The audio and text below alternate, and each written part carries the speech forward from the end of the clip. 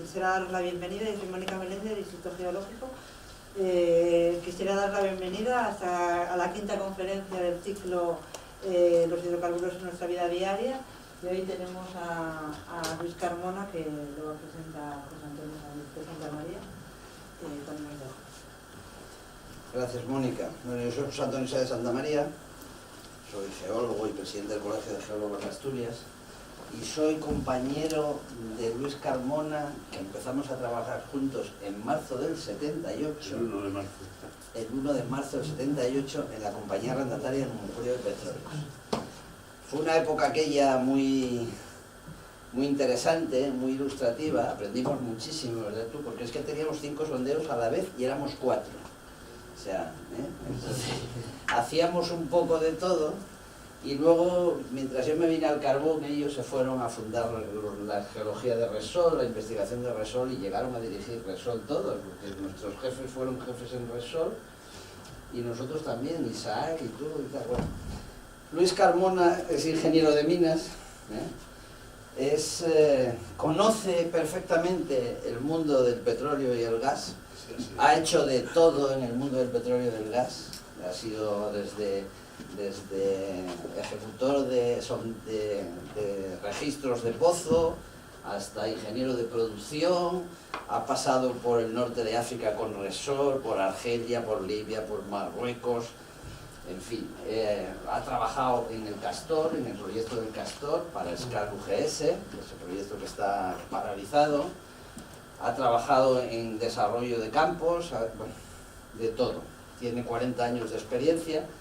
Él os podrá suministrar unas ideas muy claras acerca de los hidrocarburos, que dicho sea de paso son la energía del futuro. Eso siempre lo digo, la gente no se lo cree, pero los hidrocarburos todavía hoy son la energía del futuro.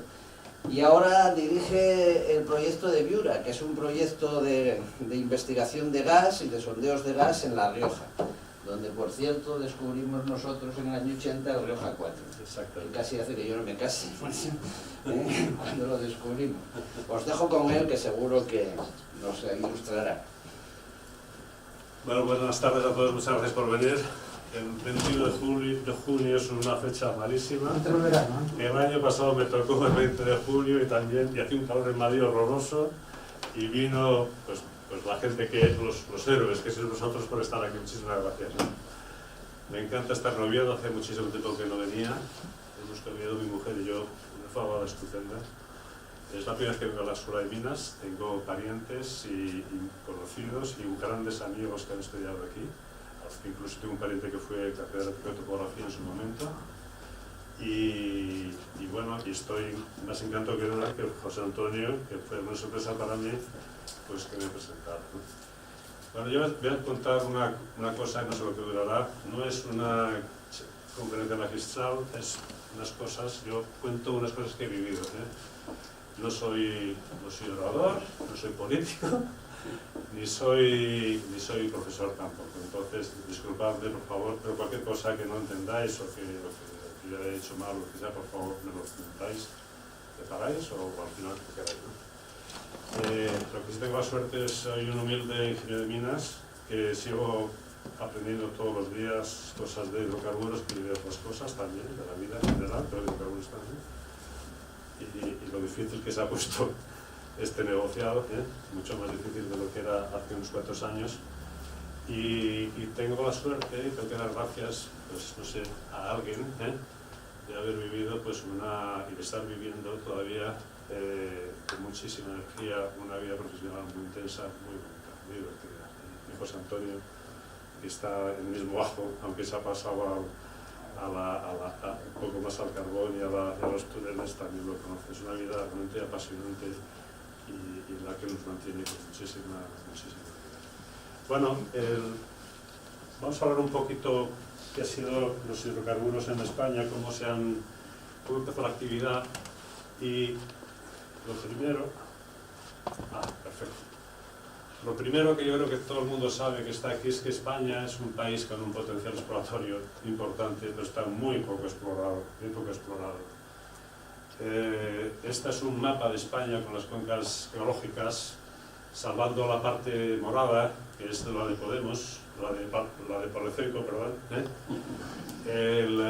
pues todo lo demás son cuencas sedimentarias pues con una extensión enorme, pues más de las 2/3 partes de la superficie terrestre es un sedimentario que podría contener hidrocarburos, y una buena parte de todas las cuencas marítimas pues también que son enormes dentro del territorio nacional, digamos, pues tienen capacidades, son sedimentarias y por tanto un potencial exploratorio. En España se han perforado en torno a unos 600, 700 sondeos. Muchos de ellos, estos son todos los sondeos, incluso sondeos de desarrollo, sondeos de producción, o sea que no todos han sido de exploración pura y dura, ¿no? Pero como veis, el número de sondeos por kilómetro cuadrado es muy pequeño, es 1,1, un sondeo por cada kilómetro cuadrado. Eso es una cantidad, por cada 1000 kilómetros cuadrados, perdón. Es una cantidad muy pequeña, y eso equivaldría a que en Asturias se habrían hecho 11 sondeos. Con 11 sondeos es imposible conocer la geología española, ¿eh? Y la geología española pues es una geología, pues, los geólogos, los que sabéis de geología tenéis mucha más idea. Es una geología compleja, no es fácil, las cuencas no son fáciles, las hay un poco más fáciles, otras más difíciles, pero no puedes hacer muy poco con perforando un sondeo cada 1000 kilómetros cuadrados, ¿eh? Con eso se han hecho milagros que voy a contar ahora. Bueno, un poco de historia. Hay una cosa primero que os quería comentar, ese pie de página que hay aquí. Esto está sacado de esta fuente de un artículo muy interesante que, si lo podéis leer, es un artículo que han publicado recientemente Jorge Navarro, que es de CEPSA, un geólogo de CEPSA muy conocido en la industria, y Octavio Puche, profesor de la Escuela de Minas de Madrid, sobre la historia de los hidrocarburos desde 1860 a 1960. Os recomiendo que lo leáis, por los que estáis, digamos, interesados en conocer esta industria, porque es muy entretenido, y además pone el desarrollo de la industria en el contexto histórico de cada momento, ¿no? Lo cual es especialmente curioso, ¿no? Pero bueno, hace ya en 1860 ya empezaron a haber pues, pequeñas explotaciones de hidrocarburos en España. Los hidrocarburos eran los que salían en superficie, había pues arenas arcillo-bituminosas, había alquitranes, y en diferentes partes de Andalucía, fundamentalmente Sevilla, Cádiz, en la cuenca vasco-cantábrica, en algunas partes también de Cataluña y también de Valencia y tal, pues había minas de estas. Entonces se extraía como una extracción pues muy rupestre, muy normal, ¿no? Según Jorge y Octavio, dicen que este es el primer pozo realmente que se puede llamar sondeo petrolífero, o sea sondeo de exploración, según España. Es el sondeo de Huidobro, al lado del pueblo de Huidobro, este es el pueblo en el norte de la provincia de Burgos, y se perforó en el año 1900 en una zona, creo que el único estudio que se había hecho es simplemente hacerlo al lado de unas antiguas minas donde había arenas manchadas de alquitrán, ¿no? Entonces Huidobro pues fue en principio el primer sonde exploratorio que se hizo, y se perforó zona anticlinal. Por supuesto no encontró nada, los indicios que se veían en superficie. En 1910 el Instituto Geológico de España, lo que luego se llamó el Geológico y Minero de España, que tenemos aquí una fuente redundante, inició ya los primeros estudios de manera sistemática, ¿no? Con geología de superficie y demás, ¿no? Y entonces en el año 1900, posterior al año 1910, no recuerdo, creo que fue en 1912, se perforó el sondeo de Caldones, que fue el primero en Asturias, que está por aquí cerquita, ¿no? Muy cerquita de Oviedo, ¿no? Y fue el primer sondeo, digamos, con cierta técnica y con cierto estudio geológico detrás, ¿no? Entonces, entre el año 1900 y el año 1969, pues se hicieron una serie de actividades, pero como decimos, bueno, en algunos sondeos se utilizó un poco de geología, y en otros sondeos simplemente pues la geología era simplemente el estar cerquita de algunos indicios de superficie de hidrocarburos, ¿no? En esos años, digamos, entre los años 20 y los años 60, pues que yo llamo todavía la prehistoria, pues se dieron algunos pasos lentos, ¿no? Porque pues, justo estuvo la guerra civil por medio, ¿no?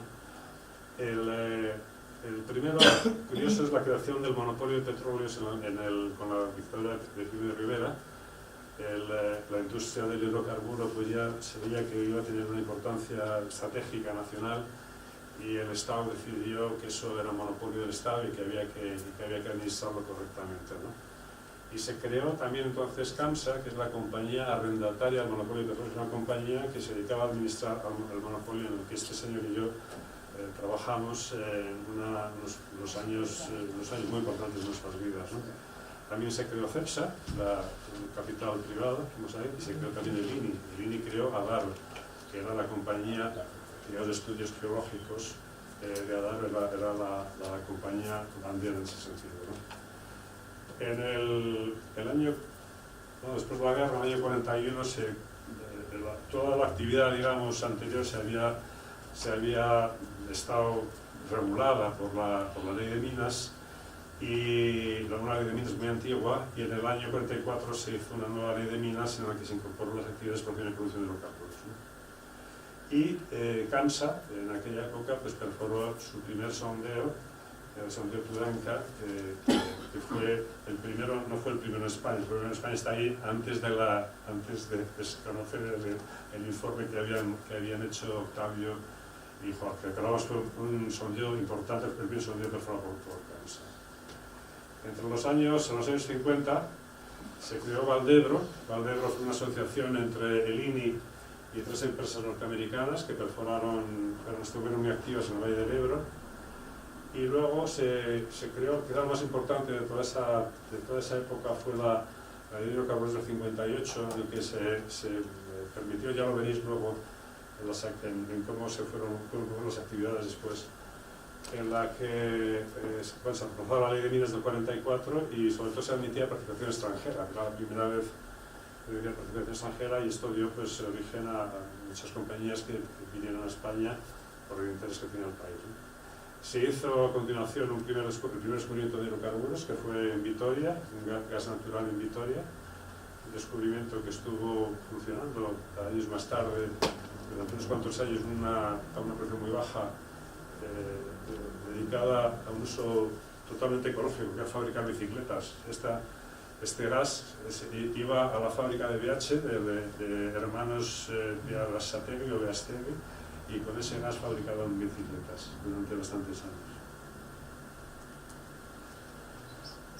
En los años 40 y 60 pues siguió la actividad básicamente en las mismas zonas, ¿no? Sobre todo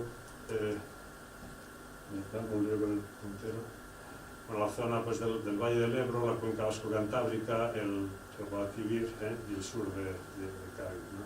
Básicamente, y un poco siempre Cantabria, ¿no?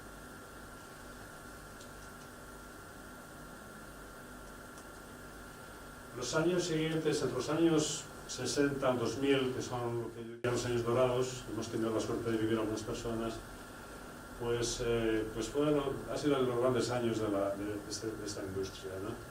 En el año 64, se hizo el primer descubrimiento de petróleo importante en España, que fue Ayoluengo. Ayoluengo descubrió una asociación de compañías americanas, Chevron y Texaco, con CAMSA, en Burgos.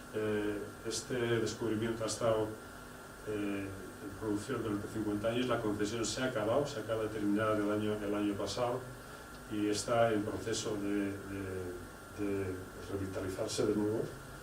Esta es la primera concesión de hidrocarburos que se ha agotado con el término máximo, que eran 50 años, y todavía tiene interés para continuar produciendo, en unas cantidades relativamente muy modestas, ¿no? pero económicas todavía, ¿no? También fue muy importante a finales de los 60, principios de los 70, el descubrimiento en el mar, que fue en Amposta. Fue también Shell, la compañía anglo-holandesa norteamericana, con CAMSA. CAMSA siempre participaba, de acuerdo con la ley de hidrocarburos, en todas las actividades de cualquier compañía que hubiera, de compañía extranjera que hubiera en España, ¿no? Y luego ya en los años 70-80, pues también hubo un cambio muy importante en la ley, en el que una derogación de la ley de 58, la ley de hidrocarburos 74, también tuvo una importancia brutal para el desarrollo de las actividades. Hubo un auge sustancial de actividad después de esta ley, y levantaba las limitaciones previas que habían superficies de permisos de inversión. O sea, había, digamos, no las dejaba ilimitadas, pero las permitía que se desarrollaran con mucha intensidad y extensión, ¿no? Incluía, porque hasta entonces no se había hecho exploración y producción en el mar, pues incluía la exploración y la producción en el mar, por tanto era importante eso. Y luego suprimía el impuesto a la producción bruta, con lo cual un royalty que había que pagar por la producción, que se quitó en ese momento, que se ha vuelto a poner ahora, por cierto, y que bueno, pues era, digamos, una exención fiscal importante, un incentivo fiscal importante que consideran las compañías para ello. Entonces, en esos años, después de esa ley, pues uno de los descubrimientos más importantes que se han producido en España hasta la fecha, pues como han sido los del Mediterráneo, digamos, en el frente del Delta del Ebro, que son todos estos que se llaman Casablanca, Tarraco y Dorada, en los años 75 a 76, unos años realmente intensos. Se descubrió también el gas de Serrablo en Jaca, la del Jaca y Sabiñánigo en Huesca. Se descubrió, aunque ya se había descubierto, pero digamos que se redescubrió y se revalorizó, descubrimientos de gas en el Golfo de Cádiz, y también en Gaviota, en el Golfo de Vizcaya, enfrente de la localidad vizcaína de Bermeo. En los años 80, en los años 61 al 90, pues también se vieron los descubrimientos del Guadalquivir, los descubrimientos de gas de menor tamaño que los que se habían descubierto en el periodo anterior, y bueno, se hizo una primera actividad también importante, que era crear el primer almacenamiento de gas. El yacimiento de gas de Serrablo se agotó en relativamente pocos años, y se decidió reutilizarlo como almacenamiento de gas, y ya funcionando así pues desde el año 89, o sea, muchos años. Luego, en los años 91 a 2000, la última decena del siglo pasado, pues siguieron las actividades de descubrimiento de cosas satélites alrededor de lo que ya se había descubierto. Esto de Rodaballo, por ejemplo, es algo que está muy próximo a Casablanca y Tarraco y Dorada, etc. Y luego otros yacimientos más pequeños en el Valle del Guadalquivir, se llama el Ruedo de las Barreras. También durante esa década se hizo el primer almacenamiento de gas natural en el mar. Era el segundo almacenamiento de gas natural en el mar en el mundo, y para eso fue, después de llegar al campo Gaviota, que se había descubierto en el 80, después de explotarlo hasta un determinado nivel, se decidió convertirlo en almacenamiento, y así ya funcionando desde el año 93 hasta ahora. Forman parte tanto Serrablo como Gaviota, forman parte de lo que es el sistema gasista, que da estabilidad al sistema, a la distribución y al funcionamiento, y a la estabilidad y a la continuidad en el suministro de gas a la industria y a las casas, etc. Luego hubo también una ley en el año 98 que ha tenido muy poquita incidencia, yo creo que esta ley tiene un sentido más de defensa del Estado que otra cosa, porque, bueno, en primer lugar, suprimía algunas zonas que están reservadas al Estado, que no se sabe muy bien por qué, pero había unas zonas que estaban reservadas al Estado y que no se podían solicitar. Eso es bueno, eso fue una cosa buena. Incluyó también, por supuesto, las actividades que ya se habían empezado, que en la realidad había ido por delante, ¿no? La conversión a almacenamiento, pues la reguló aquí, y se hizo también especial, pero el tema fundamental era el énfasis en el desmantelamiento de pozos e instalaciones de producción.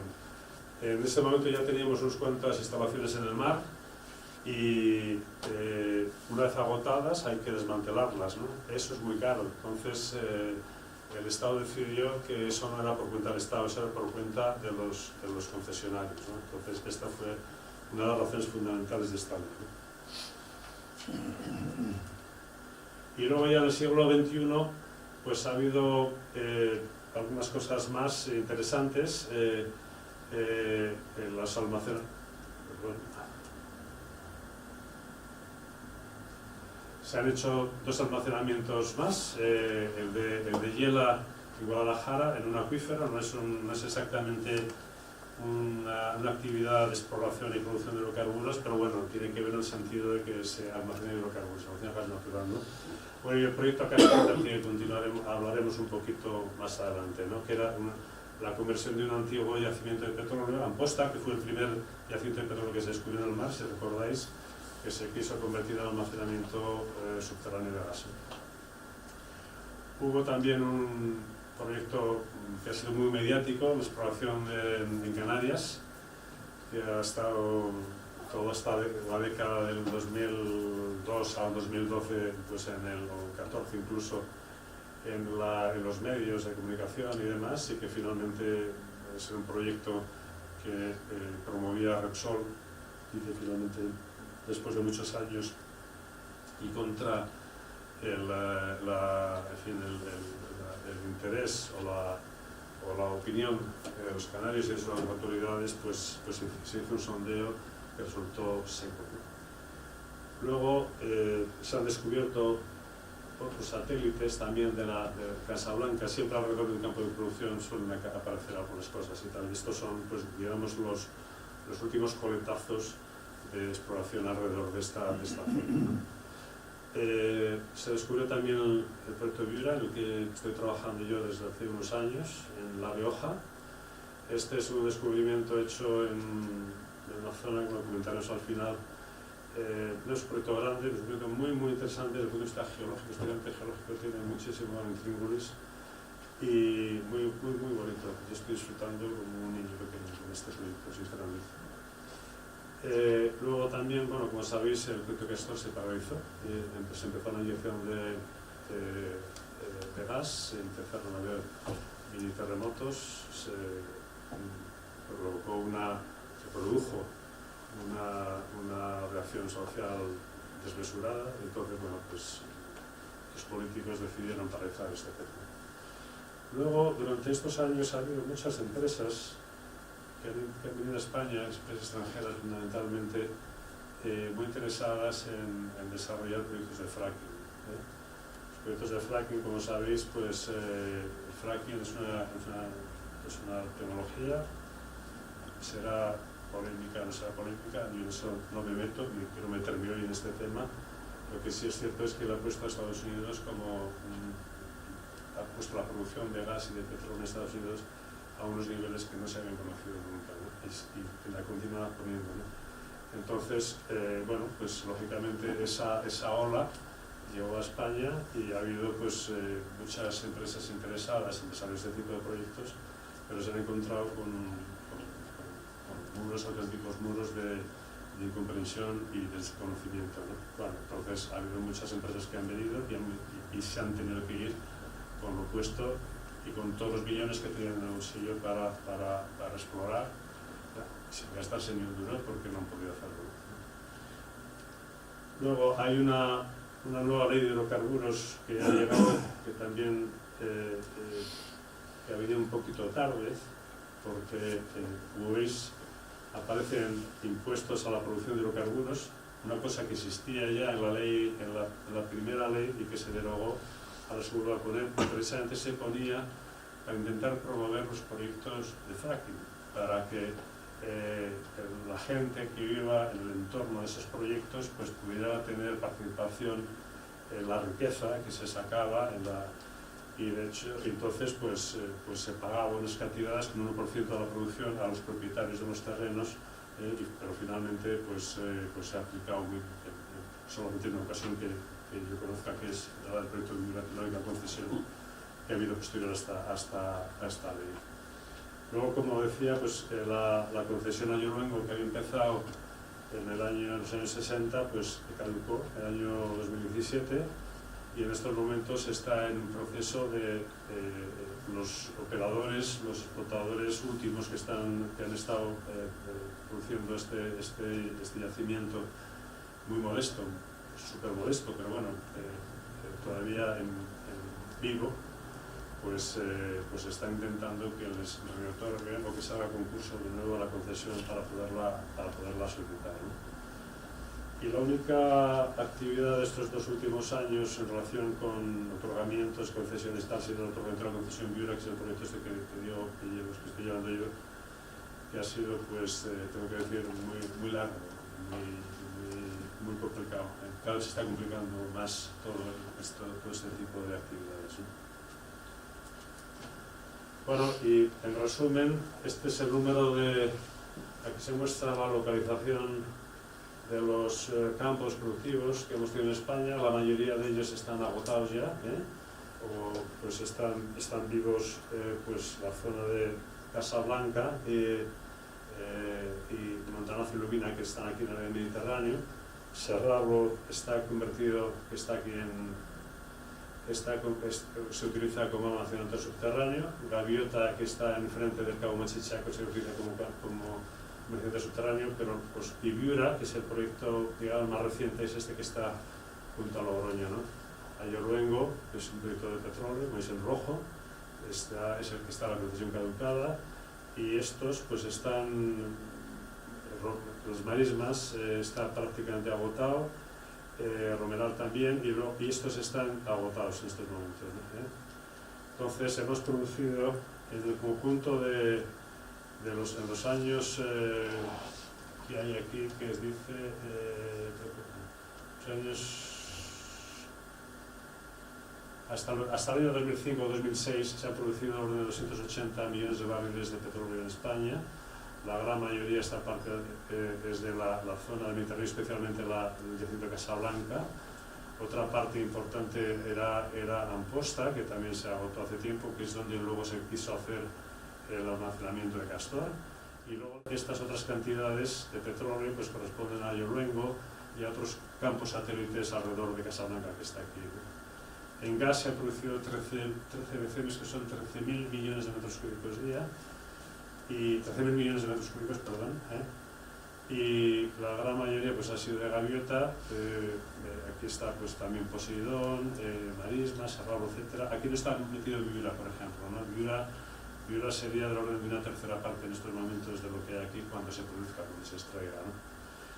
Para daros una idea, pues 13 BCM es el equivalente. España consume al año en torno a los 28 o 30 BCM, o sea que serían del orden de 5 meses, una cosa así, de producción, que bueno, 5 meses de producción de gas en un país es una cantidad muy importante, ¿no?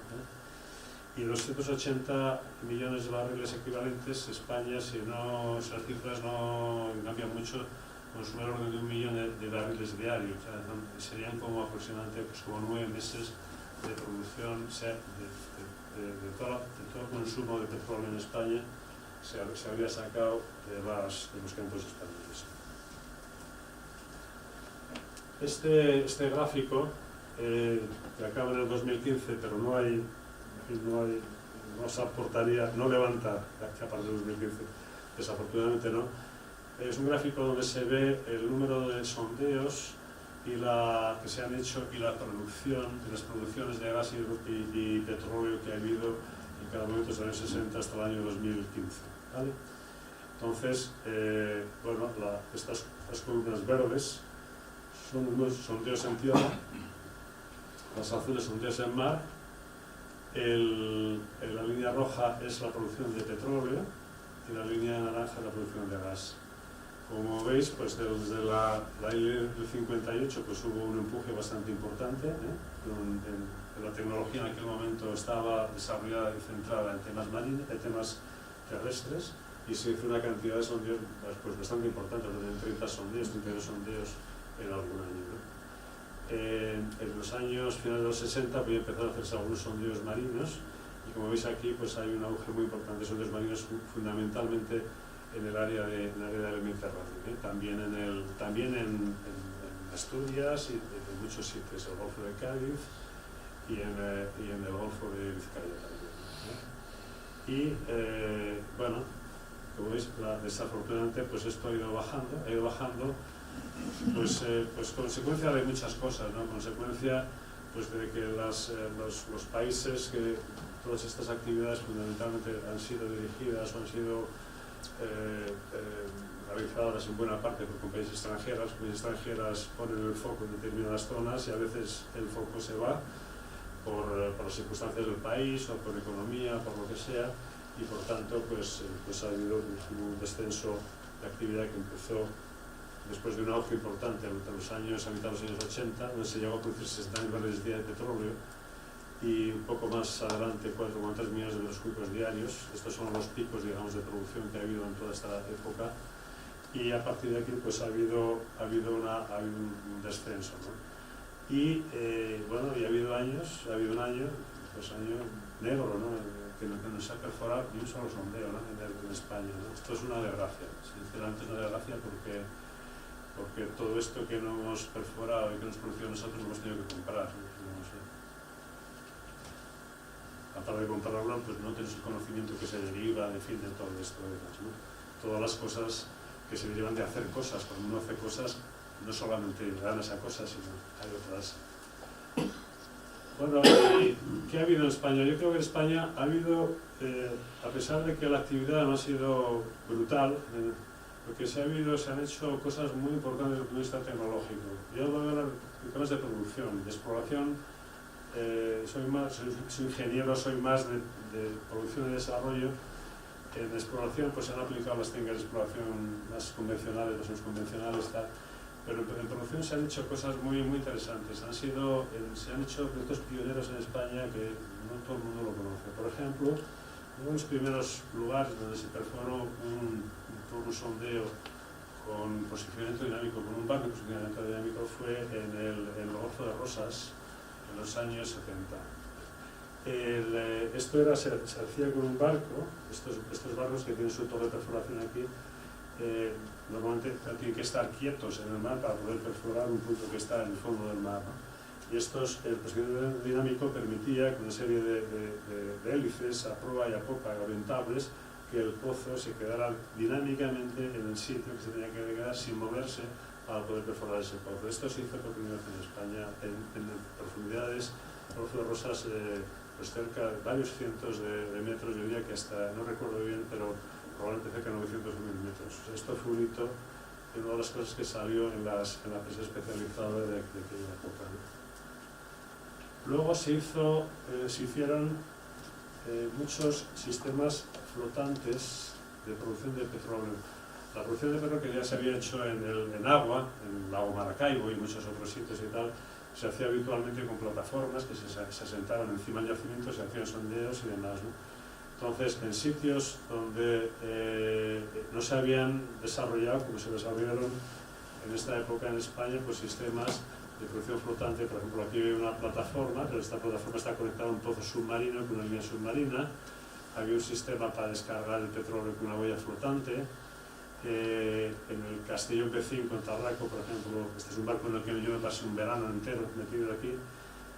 Pues esto era una especie de flotador que había aquí, una estructura metálica conectada a un pozo que estaba a 150 metros bajo el mar, y ese pozo pues estaba separado también unos 150 metros de esta vertical, con lo cual el barco dando la vuelta podía entrar en el pozo y hacer cosas dentro del pozo, ¿no? Dorada, que es otro pozo, otro yacimiento cerca de plataforma del Casablanca. Se hicieron 3 pozos submarinos que se conectaron a la plataforma flotante. Se hicieron sistemas de producción temprana también flotante. Aquí en el Cantábrico, en Asturias, en frente de Asturias, estuvo durante un tiempo en el que participamos gente de Isaac, por ejemplo, yo creo que tú también estuviste en una prueba de producción de larga duración con una plataforma flotante, yo creo en frente de Llanes o algo así, me parece.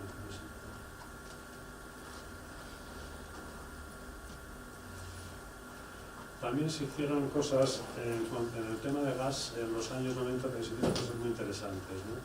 Por ejemplo, en Gaviota, que este es el yacimiento Gaviota, con su plataforma y su planta que está en tierra firme, pues se descubrió un yacimiento satelital a 17 kilómetros de distancia, ¿no?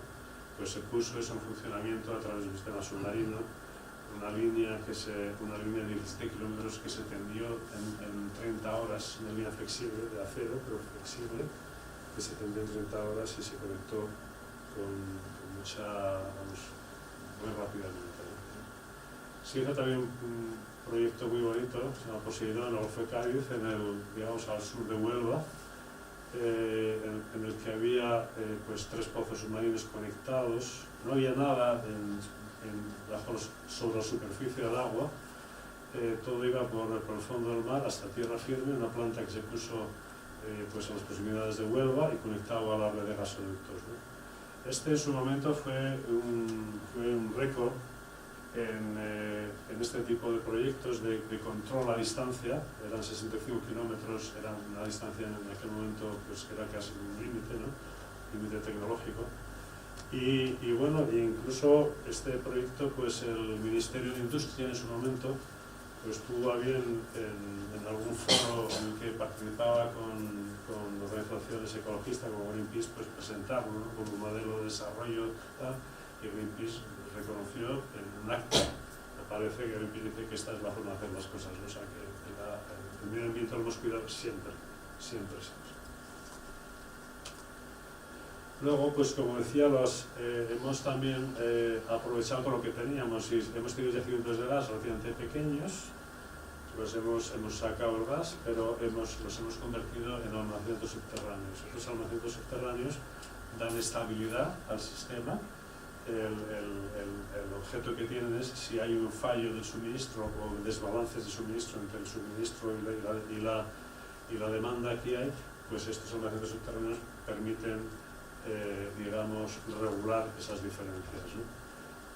Estamos en funcionamiento pues, desde hace muchos años, los dos, uno más temprano que otro, y están integrados completamente en sistemas, el sistema exista sin ningún tipo de problema. Serrablo fue la conversión en cualquier caso era muy sencilla, eran dos yacimientos de gas, han sido almacenamientos de gas durante millones de años, por tanto convertirlos en almacenamientos digamos artificiales, porque de alguna manera de gas pues era obvio y era fácil, y esto se hizo con mucha facilidad desde el punto de vista técnico.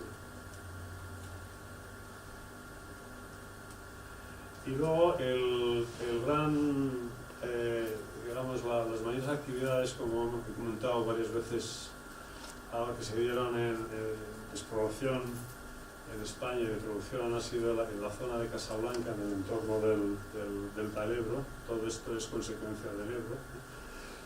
Entonces el yacimiento de Casablanca, un yacimiento que sigue en producción en estos momentos, entró en producción en torno al año, si no recuerdo mal, en torno al año 78 o 79, 80, una cosa así, y sigue en producción.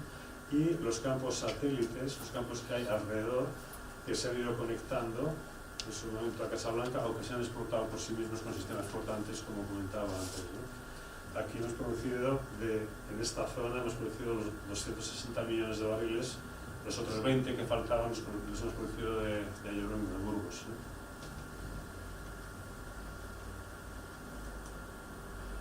Luego, el último proyecto de explotación de petróleo, también en la zona de Casablanca.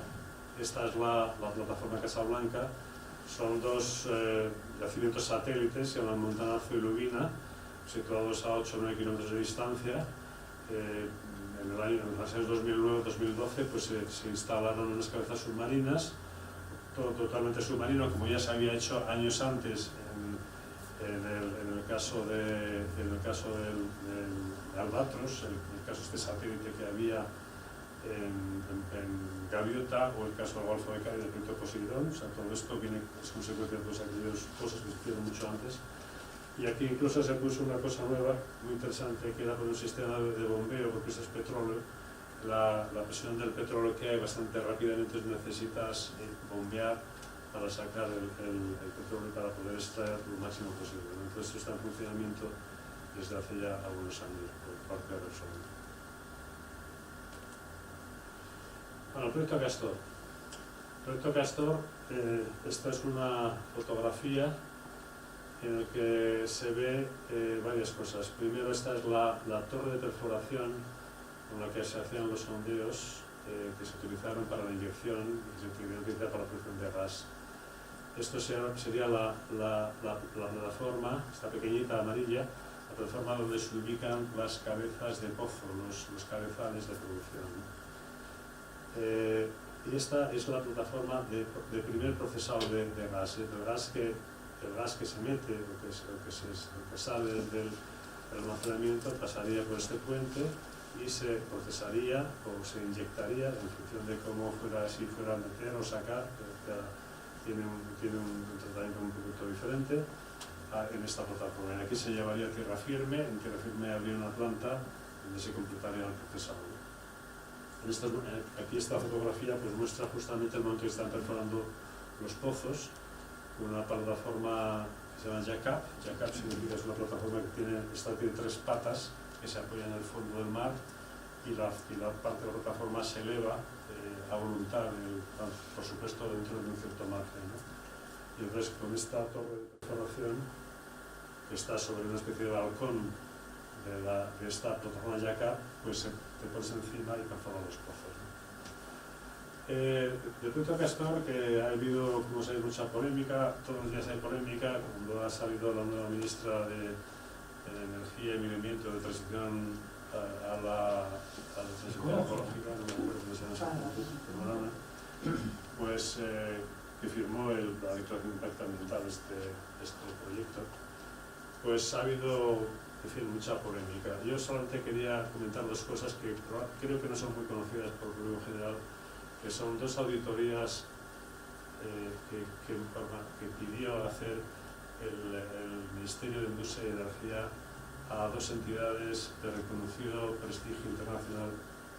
Más reconocido prestigio internacional no puede haber que Norske Veritas, que es una entidad noruega, que lo que dice Norske Veritas es como si fuera Dios, prácticamente, el Instituto Tecnológico de Massachusetts, ¿no?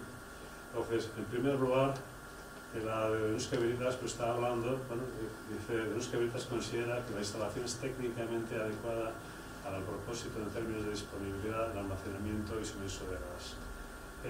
Tiene una configuración adecuada, tiene suficiente seguridad, ingeniería para operación y está designada con una integridad apropiada en mente y de acuerdo con los códigos aplicables, ¿no? DNV cree que los costes de capital, de las inversiones y los futuros costes de producción empleado para la construcción son razonables para cada tipo de proyecto. En algún momento se ha dicho que esto ha sido una especie de sumidero de dinero y eso no es verdad. Lo dice de Norske Veritas. Y este tipo de lenguaje, que es un lenguaje muy suave, ¿no? Es un lenguaje muy fuerte, es un lenguaje que esto se ha hecho bien, ¿eh? Y luego, por otro lado, en cuanto a la utilización del proyecto, dice el Instituto Tecnológico de Massachusetts, dice, yo no descarto que se pueda utilizar. Ahora, si se quiere utilizar, hagamos una serie de cosas, hay que tomar una serie de procedimientos, una serie de precauciones y ya está, no tiene más historia, ¿no? Y bueno, entre otras cosas, pues como ha habido un tema de sismicidad, pues lógicamente se pone mucho énfasis en ese estudio, pues en un control de la sismicidad y en una gestión, digamos, de las operaciones de producción y extracción, de acuerdo con esto, ¿no? Un sistema de semáforos, que lo conoce muy bien aquí este señor, que te permita, si produces pequeños sismos, puedes ajustar las cosas, ¿no? Bueno, no quiero entrar más en la polémica esta, pero lo que sí quería dejar claro es que es un proyecto bien hecho también en una cantidad de dinero y con unos recursos adecuados, y que se podía volver a utilizar si el país lo necesitaba, ¿no? Y si los políticos quisieran. Yo finalmente pues voy a contar lo último, lo que tengo yo, no es lo más grande ni lo más tecnológico, pero mi niño en estos momentos, ¿no? Entonces tenemos un yacimiento cerca de Logroño. Logroño estaría por aquí, más o menos, por la esquina de la habitación, a 15 kilómetros. Y esto es la autopista que va desde Logroño hasta Burgos, y tenemos aquí un yacimiento sobrepresurizado. Tenemos 600 bares de presión a 4.000 metros de profundidad. O sea, 600 bares de presión son más de los que hay aquí en el 600, hay mucho más. ¿Cuántos bares habrá aquí en esta zona? En la broma, ¿no? En fin, hay muchísima presión. La presión es muy elevada, son 600 atmósferas, y eso es un tema, es un yacimiento sobrepresurizado, de alta temperatura, y por tanto ahí está un poco el quid de la cuestión, ¿no? Tenemos que andar con técnicas de perforación de última tecnología para asegurar que eso se puede perforar de una manera segura y productiva también, ¿no? Entonces, bueno, pues tenemos un pozo que está perforado aquí, una planta de producción. Esto es justamente cuando se puso en marcha, pues hay esa llamarada. Por supuesto, esta llamarada no existe habitualmente porque es una cosa solamente de seguridad, ¿eh? Y es un proyecto que se descubrió, pero ya es una idea de los tiempos. Los permisos de investigación primeros en los que se basa este proyecto es del año, los primeros caminos 1, 2, 3 y 4, que son de 1995. En esos permisos estuvo trabajando CEPSA y otras empresas, se movieron varias y tal, y finalmente en el año 2009 se perforó por OGES, una pequeña compañía madrileña, se perforó el sondeo. El primer sondeo fue el sondeo descubridor en una zona no demasiado alejada de donde nosotros habíamos hecho el sondeo Reja 4, y se descubrió, pero tuvo la suerte, se encontró una zona fracturada naturalmente, con una fracturación natural, y hubo este descubrimiento, ¿no? Entonces, a partir de ahí, pues hemos hecho sísmica tridimensional, hemos hecho otro sondeo, hemos hecho una cosa también pues relativamente novedosa, aunque no tan novedosa porque ya se había hecho en España, que es poder hacer una prueba de producción de larga duración, que nos ha permitido, antes de tener la concesión, tener una evaluación mucho más clara del yacimiento. Es decir, hemos puesto el yacimiento en producción durante 2 años y medio, hemos visto cómo se movía la presión, las aguas, este tipo de cosas, y eso nos ha permitido pues, poder acometer la concesión pues, con mucha más seguridad, ¿no? O sea, la exploración no es solamente perforar o hacer sísmica, es también dejar el yacimiento que diga las cosas mediante su producción, ¿no? Bueno, tiene una declaración de impacto ambiental que ocupa 38 páginas del BOE. 38 páginas del BOE, no creo que haya ningún proyecto en España, ni siquiera una central nuclear, que tenga 38 páginas en el BOE de declaración de impacto ambiental. O sea, que os podéis imaginar el proceso que ha sido eso, ¿no? Y finalmente, después en diciembre del 2015, finalmente se otorgó la concesión de explotación en julio de 2017. Aquí tuvimos el año ese sin gobierno, que nos retrasó un año pues, entre el plan de impacto ambiental, que es el permiso fundamental para que un proyecto salga adelante en estos momentos en España, yo creo que en todo el mundo, y el propio otorgamiento de la concesión, ¿no? Y bueno, y digo, ¿hay futuro? Pues José Antonio dice que sí, mucho. Desde luego el gas tiene futuro. El gas, el petróleo, pues está ahí a $80, ¿no? $75, ¿no? Desde luego tiene mucho presente y va a tener mucho futuro inmediato. A largo plazo no lo sé. El gas, desde luego, va a tener un papel muy importante y lo va a seguir teniendo muy importante, aunque sea como respaldo de las renovables, ¿no? Creo recordar que en estos últimos días la Unión Europea ha dicho que en el año 2030, no me hagáis mucho caso, pero algo así como el 30 o 35% de la energía europea tiene que ser renovable. 65% restante, ¿cómo va a ser?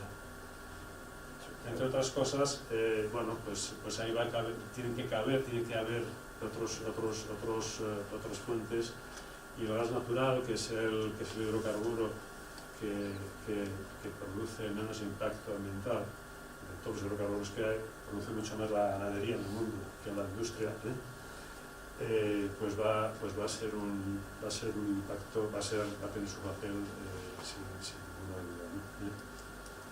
Y bueno, en España, pues yo tengo que decir que si se ven estas cosas, pues tiene que haber futuro, lógicamente, ¿no? Desde luego es una actividad apasionante, generadora de riqueza y conocimiento. Esto es algo que hay que decir claramente. O sea, las empresas se forran.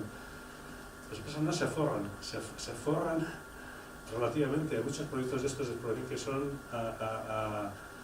que van a fondo perdido, o sea, que no se recupera jamás el dinero. Lo que sí hay, se crea una cantidad de conocimiento y una cantidad de profesionales que luego está por el mundo.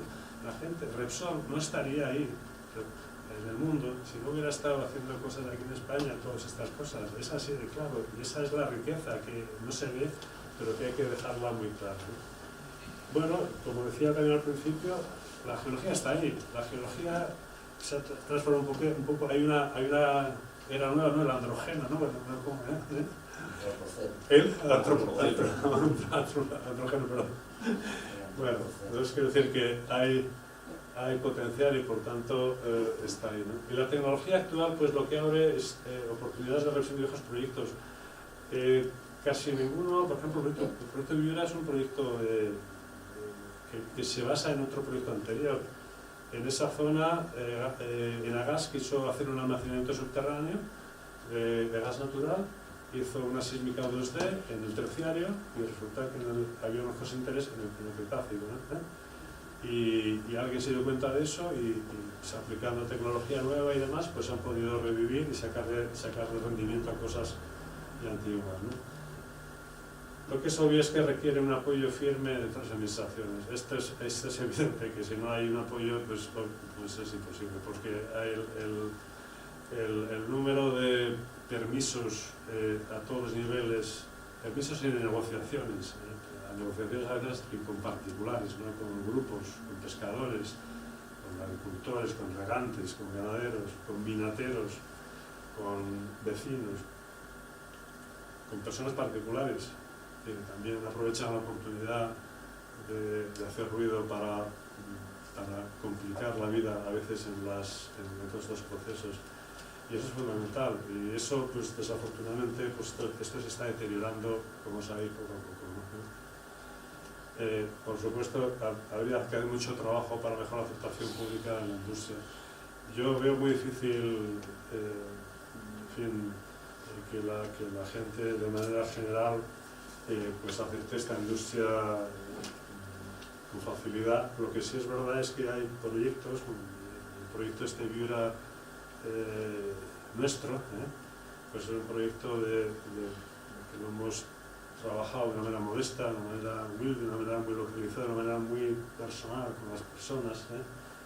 A mí me llaman y me dicen, usted es del gas y tal, y que me ha pasado, no sé, y hay que atenderle, ¿no? Y entonces, bueno, se pueden hacer las cosas, ¿no? Si que se consigue el apoyo de la gente, eso es muy importante, eso te facilita mucho otras cosas, ¿no? Y hay que tener pues, mucha paciencia, ¿no? Y como decía, pues hay algunos ejemplos a seguir. Hay que ser muy paciente, muy insistente y muy cercano, y no pues, ni arrogante, ni nada de esto, ¿no? Y hacer las cosas bien, claro, no equivocarte. Y bueno, hace 50 años en Ayoluengo hubo un futuro. El futuro, como decía un amigo mío, ya está aquí. Pero bueno, esta concesión se ha acabado, pero la están volviendo a pedir, O sea, que dice que alguien ve que todavía hay. Y poco más. Muchas gracias.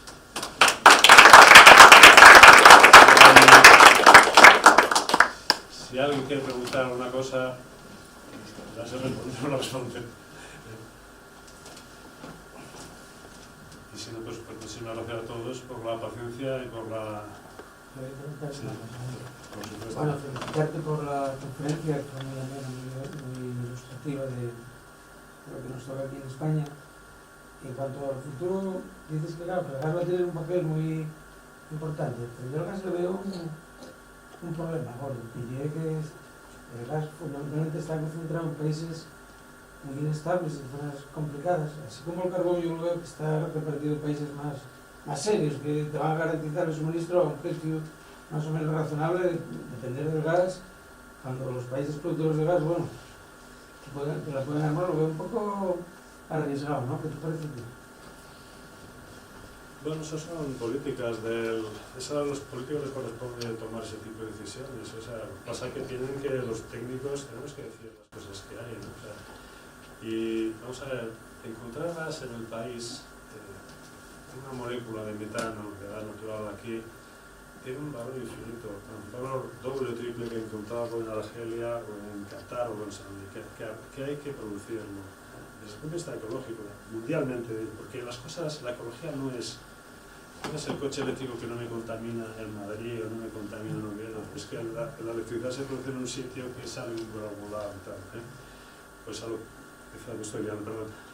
El tema es que si tú produces el gas localmente, te estás ahorrando el transporte hasta un centro de licuación, la licuación, el transporte, la regasificación, el transporte. Entonces, te estás quitando una cantidad y luego además estás creando conocimiento, riqueza. Conoces la geología, conocer la geología del país es conocer la riqueza, es como la historia, como algo, o sea, porque todo tiene, toda la información que tienes de cualquier tipo de actividad que veas, entonces te genera conocimiento y riqueza de cosas alrededor, ¿no? Hombre, yo creo que la geopolítica energética y tal, pues que es compleja. Lo cierto es que el gas en los últimos años ha tenido también un desarrollo muy amplio en muchos sitios. Estados Unidos se está convirtiendo en un exportador de gas y cuando iba a ser un importador de gas, estaban construyendo plantas en el Repsol, incluso hizo una planta en Canadá, en los puertos de Estados Unidos, para importar gas desde Argelia. Yo fui director de un proyecto en Argelia del que su destino final era Estados Unidos como consumidor final. Fíjate, o sea, el fracking y todas estas cosas, pues ahora este tipo de situaciones. Entonces, hay países como Estados Unidos, con la estabilidad que tiene, que van a ser exportadores, ya son exportadores. Y hay otros, pues que, bueno, que parece que son más inestables, pero al final, la verdad es que por ejemplo, Argelia, que es un país que ha estado a veces así, pues nunca nos ha fallado el suministro de gas argelino. A lo mejor ha fallado en algún momento, los argelinos han hecho cuando se estaba negociando algún contrato a nivel de grandes compañías y demás, pero no por temas de política. Pero bueno, o sea, yo creo que si tenemos riqueza en hay que aprovecharla. Hay que aprovecharla y hay que sacarle el muy partido, pues eso es lo que no podemos convertir a España en un país exclusivamente turístico, porque el turismo, con todos los respetos, que es una gran industria, no genera empleos de nivel, no genera mucho conocimiento, no genera, en fin, muchas cosas que... Bueno, yo me sumo a la felicitación de Paco, el director, por la charla interesante que nos has presentado. Y ya un poco al más corto plazo, ya que hablamos de futuro, ¿cuál es el futuro en España? ¿No? Digo porque yo personalmente he estado trabajando con unas compañías cuando había, digamos, cierta perspectiva de shale gas en la plaza cantábrica. Estaba en un proyecto con Repsol, con Gas Natural, con BNK, con Sandeón, con unas cuantas compañías que todas se han ido retirando, primero Repsol, después Natural, después las extranjeras. Entonces, mi pregunta es, parece que el mensaje de esto no es muy positivo, ¿no? Las dificultades son tan grandes, tú comentabas, que todo el mundo se ha ido. Entonces, la pregunta que te daría yo es, ¿qué futuro a corto plazo, qué perspectiva hay aquí en España? Por ejemplo, si vosotros en concreto tenéis previsto explorar más en la zona, me consta, porque colaboro con ellos, que el EVE también tiene interés en hacer algún pozo en torno al Castillo, por ahí, en la zona esta de Álava. En otros sitios de España, no sé si hay algún proyecto. ¿Qué proyectos puede haber a corto plazo vuestros? Estamos en vacas flaquísimas en estos momentos, ¿no? Están efectivamente todos estos proyectos de fracking se han ido abajo por la oposición frontal. Ha habido los parlamentos pues regionales de muchas autonomías pues resulta que han legislado sobre una cosa que no saben ni lo que es, ni existe todavía, ¿no? Una cosa absolutamente denuncial, pero bueno, se han opuesto a una cosa que no... Las leyes anti-fracking de Castilla-La Mancha, o de una cosa más denuncial no puede haber. Pero bueno, dicho esto, pues eso efectivamente cada vez desanimaba a la gente y ha habido cientos de millones de euros que se han perdido, o sea, que no se han puesto al servicio de la investigación. Muchos de esos proyectos probablemente no habrían salido, porque una cosa es, o sea, explorar es una cosa que cuesta muchísimo dinero, cuesta mucho esfuerzo, hay que tener mucho conocimiento y muchas ganas. La probabilidad de ganar dinero como consecuencia de la exploración es realmente pequeña, o sea, hay que hacer mucha exploración en el mundo, hay que ser muy grande para que estadísticamente, poniendo dinero en muchas partes del mundo, acabes encontrando una que te pague todas las demás, ¿no? Pero bueno, como digo, esos proyectos que a lo mejor no habrían tenido desarrollo posterior, pero no se ha podido hacer ni exploración siquiera, ni sísmica, ni nada. Sísmica, ¿qué daño hace la sísmica? O sea, una cosa tremenda. Y cualquier cosa, la sísmica, el conocimiento del subsuelo es fundamental para el país, es riqueza para el país.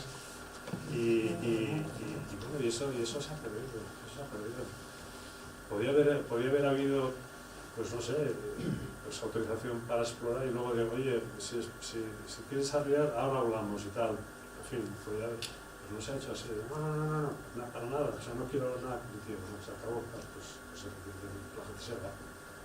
La gente que tiene dinero pues, aguanta hasta cierto punto. Yo creo que el problema es de mentalidad, bueno, a nivel político y a nivel social. Quiero decir, la gente, como dicen los americanos, no tiene my backyard. O sea, no lo quiero en mi patio trasero. Eso es una postura hipócrita, pero además no poder.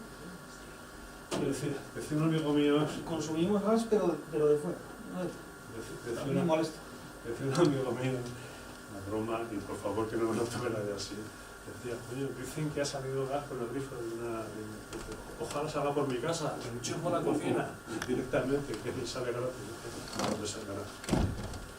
La industria del fracking, como cualquier actividad humana, pues ha tenido sus cosas y estamos, la humanidad pues tenemos que estamos dispuestos a correr desde Nueva York. O sea, nos montamos en los aviones y los coches, salimos a la calle todos los días, que aquí unos riesgos tremendos en determinados sitios, ¿no? Que aceptamos, pues otras cosas. Ahora, claro, tampoco nos aprieta, o sea, si empezáramos a tener frío, si vemos, claro, las renovables, por ejemplo, yo estoy absolutamente por las renovables, que conste, si estamos cerrando nucleares, si estamos... No, porque me parece que la renovable es algo que sí es una fuente, tienes que aprovechar todo lo que tengamos de la mejor manera posible. Pero como todo eso no te da para todo, tienes que combinar las cosas, tienes que hacer las cosas porque no se pueden cerrar nucleares, se pueden cerrar carbón en nada de tiempo, porque aparte de los problemas sociales que creas, ¿qué haces el día? En Asturias tenemos esa perspectiva, el carbón. Sí. Pero bueno, es un momento pues, de transición. Yo creo que claramente el gas tiene una función ahí muy importante, porque lo que tiene que hacerse es, creo yo, que aprovecharla hasta aportar de la manera más racional posible pues todas las fuentes que existen en esta hora. Además aquí en España, cuando informe este de hoy, algo así, que se presentó aquí en estos cursillos que hay, hay gente que nos podríamos poner como Estados Unidos durante unos años, exportar gas. Sí. Si no quedamos lo del fracking. Se ha perforado muy poco. O sea, también la forma en que hemos explorado en España, la forma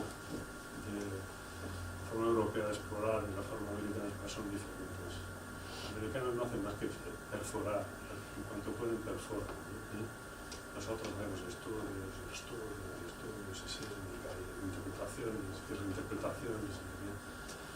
y a veces pues más vale perforar de manera sistemática. Cuando se perfora de manera sistemática pues se hace muy barato, se hace muy bien, se hace tal, y entonces pues se consiguen economías ahí en ese sentido, ¿no? Pero bueno, eso es poco a poco. Yo he tenido discusiones con mis amigos exploradores de oye, ¿por qué no haces una sísmica 3D? Si me cuesta menos o menos ya desarrollé tal sitio también. Y luego pues hay actividades que son muy complicadas. Por ejemplo, la sísmica 3D, esta que hicimos en Piura, por ejemplo, concretamente teníamos 272 kilómetros cuadrados, 23 términos municipales, incluido Logroño capital. Había que hablar con los alcaldes, con los vecinos, que nos dejaran hacer las vibraciones con los explosivos, en medio de las viñas, de campos de golf, de todo tipo de actividades, de campos de trigo. O sea, cuando le venía bien a uno, al otro le venía mal, complicadísimo. Hay que tener una habilidad, no digo que tenga una habilidad, o una suerte, no sé lo que es, impresionante para poder sacar esto. Una combinación de todo, ¿no? Es imposible que lo hayáis echado cuando lo pones.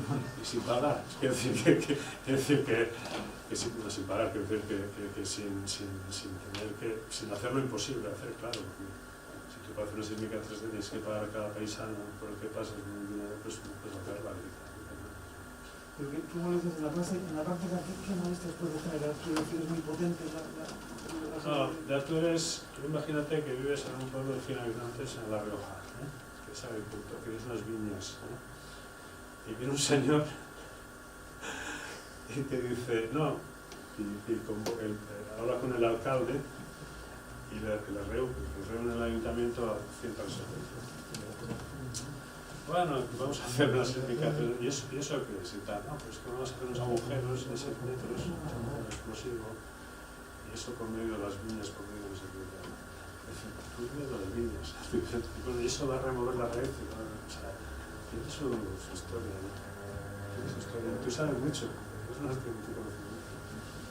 Hay que meter camiones, muchos camiones. Camiones. Yo he visto que el Endesa quitó para el tema era para el secuestro de CO2, almacenamiento de CO2, se había hecho por ahí por norte de Burgos. Se utilizaban los camiones de Endesa.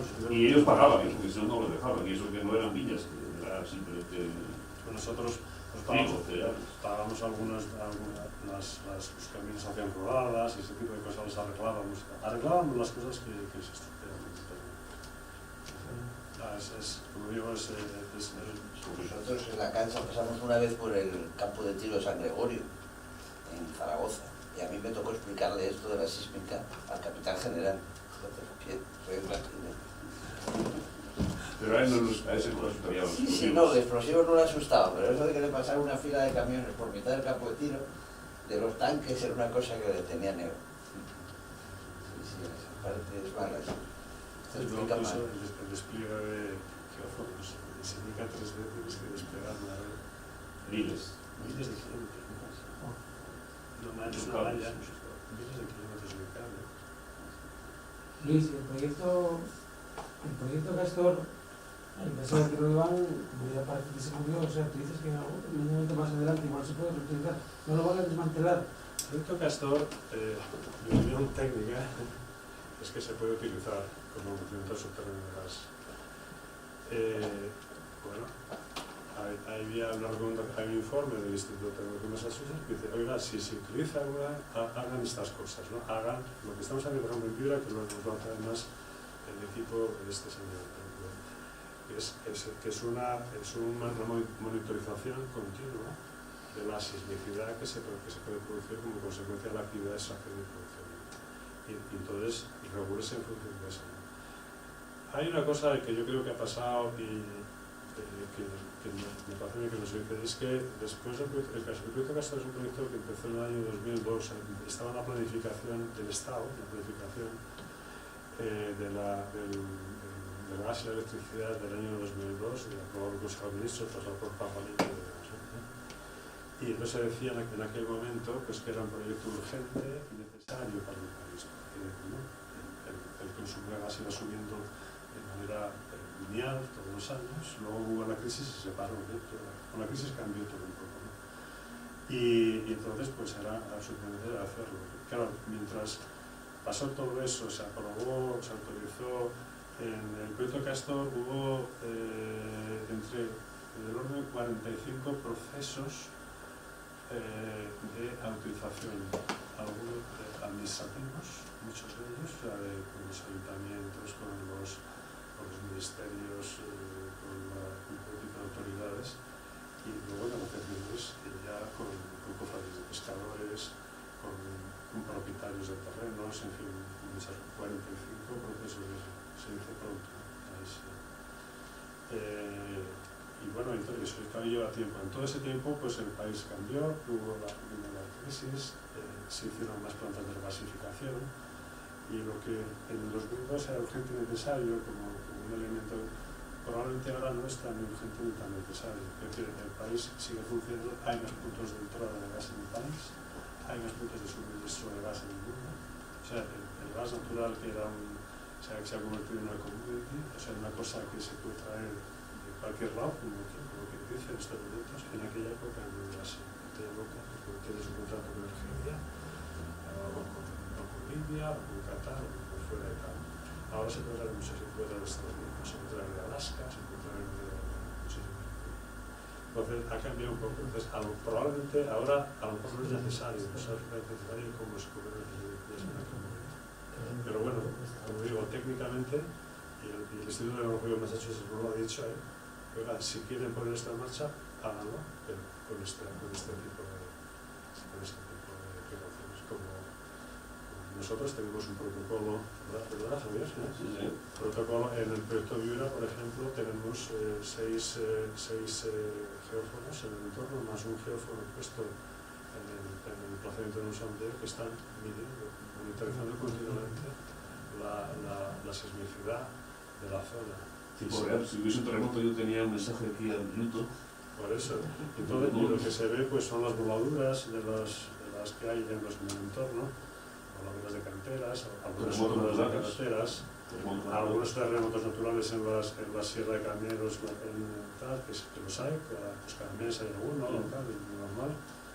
Y entonces también, hay un protocolo que dice, si midiéramos dentro de ese entorno un sismo de 1,7 de magnitud, una cosa muy pequeña, que yo 1,7 te lo hace de la basura como pasa delante de tu casa, ¿no? Hay canteras, hay una cantera ahora de Victoria, por ejemplo, que produce energía equivalente a magnitud 2,5. A escala logarítmica, es decir, que un terremoto de magnitud 3 no es un poco más que es 10 veces más. Uno de magnitud 4 no es el doble que uno de magnitud 2, es 100 veces más. Entonces, hay una cantera que produce 100 veces más y tira todos los viernes. Eso es algo de Victoria, ¿no? Es decir, Y la gente vive allá y no pasa nada, ¿no? Es una de esas cosas que... La cuestión es que... siendo imperceptible, supongo. Sí, absolutamente, pero la cuestión es que lo que digamos falla un poco en Castor es que si tú tienes un control de lo que está pasando, el problema no es que haya un terremoto de magnitud 1,7, es que eso sea el precursor de un terremoto de magnitud 3 o 4, y ya siente la gente. Entonces, si tú esto lo controlas, pues puedes saber cómo están afectando tus operaciones a la sismicidad. Si no lo controlas en Castor, pues como era en agua, es más complicado, se puede hacer porque los noruegos lo están haciendo, ¿no? De hecho, en Castor, el proyecto Castor regaló dos geófonos al Instituto del Ebro, que se llama el Observatorio del Ebro. El Ebro, que son los que midieron la... Sí, lo que pasa es que, bueno, claro, para monitorizar terremotos muy baja magnitud era insuficiente, hay que ponerlo en mar, ¿no? Cerca. Eso, por ejemplo, los noruegos que están haciendo eyecciones de CO2 y tal en antiguos yacimientos, lo están poniendo, porque por definición estas operaciones generan sismicidad. Pero son microsismos o ultramicrosismos, cosas que los instrumentos, si están lejos, no lo registran. Imagínate si la gente lo puede percibir. Si el instrumento tiene que estar encima para que pueda percibir lo que son hipersensibles, registran movimientos del suelo de nanomicras, de nanomilímetros. Entonces, hay que ponerlo cerca porque los terremotos estos pequeños pueden anticipar un riesgo de un terremoto mayor, que es lo que digamos hay que evitar, ¿no? En este caso. Pero vamos, que hoy en día ya empieza a conocerse muy bien todo esto, si hay datos. Por ejemplo, en el caso de producción que nosotros monitorizamos, hay un precedente muy cercano, que es en el LAC, en Po, el yacimiento que está agotado, pero se produjo durante muchos años, y se ha visto ahí, o en Groningen, o en gas, que hasta que la presión de evento no baje a la mitad, no hay un riesgo grande de que haya terremotos inducidos. Es decir, que por ejemplo en Viura si la presión baja, que si esos 600 bares empieza a bajar a 400 o a 300, entonces hay que tener un poco más de cuidado. Eso se puede ver, si estamos monitorizando continuamente, como hacemos ahora, vamos a ver si cómo influye la bajada de presión, si vamos a tener algún tipo de actividad sísmica. Yo creo que hoy en día la tecnología, como tú decías, permite un control del proceso, ¿no? ¿Cuál es la...? Yo te había preguntado de otra manera si vosotros, no sé si esto no se puede contar, si tenéis previsto ampliar o... Bueno, vamos a seguir trabajando en el yacimiento, lógicamente, ¿no? O sea, estamos ampliándolo, queremos llegar, hay un plan de desarrollo que tenemos que cumplir, porque estamos comprometidos a ellos con otra gente la concesión, y lo que sí vemos, tenemos una información muy interesante, que es la sísmica esta 3D que tenemos en esa zona, donde se ven otras cosas en otro tipo de formaciones. Ahora no es el momento para meterse con ellas, pero sí lo haremos, haremos porque tenemos que sacar el mayor rendimiento a todo lo que tenemos. ¿Cuál es la razón, si se sabe, de tanta sobrepresión en el yacimiento? Pues estamos en el Valle del Ebro. Esto ocupa el yacimiento, estas son unas arenas cretácicas que están metidas en un agujero. O sea, lo mismo que el Rioja 4. Es lo mismo. O sea, si no descubrimos, es lo mismo, es el mismo gas y todo. Lo que pasa es que en el Rioja 4 la zona era de una permeabilidad súper baja y aquí se descubrió, se pudo perforar en una parte que estaba fracturada. Entonces, pues, ¿qué ha pasado? Pues que ese relleno, digamos, de ese agujero en el Jurásico, pues se quedó entrampado, se ha rellenado el terciario, hay 3.000 y pico metros de terciario, y en algún momento las cordilleras del norte del sur se han cerrado y han hecho. Hay una muestra, hemos sacado algunos testigos indirectos, porque si nos han salido con las altas arcillas del techo que tienen claramente las señales de digamos, el apizarramiento de la presión y las fracturas, perpendicularmente la sedimentación. Entonces, claramente es un cierre.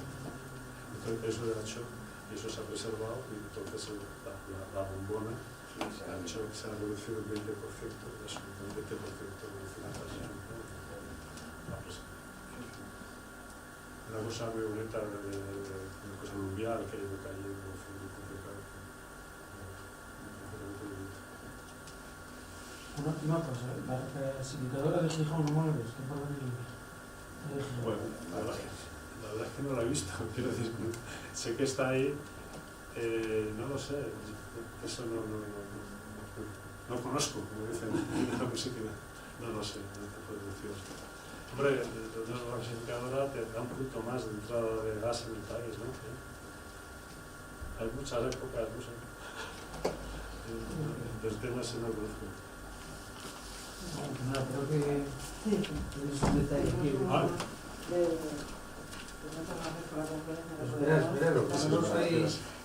Poneros para la foto. Muchísimas gracias. Tenemos que hacer un pequeño obsequio.